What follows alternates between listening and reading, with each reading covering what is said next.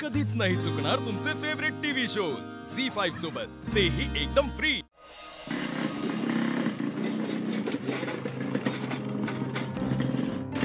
थांब,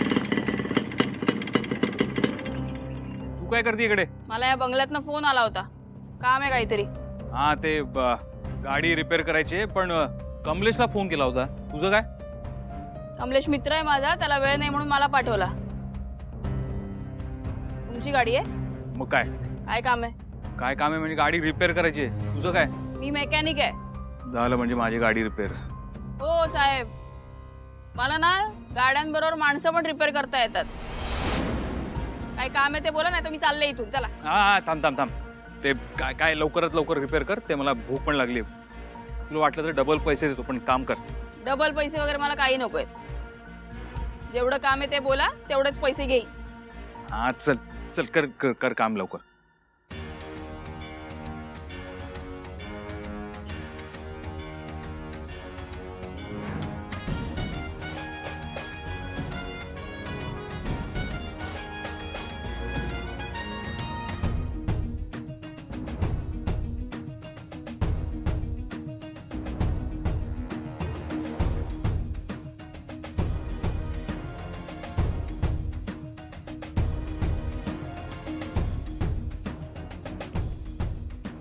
ऑइलिंग करत नाही का? रेग्युलर गाडी मेंटेन केली जाते।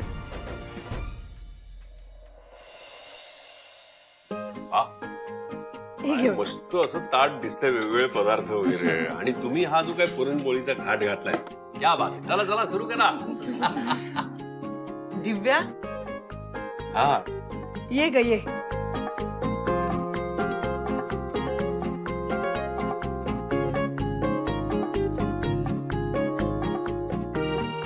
अजिबात लाजायचं नाही, न संकोच करता जेवा। आपण एकच फॅमिली आहोत। सगळ्यांनी पोटभर जेवा। अगाई, पोटभरच जेवणार ना ते, म्हणून तर तुम्ही बोलवल्यावर लगेच आले।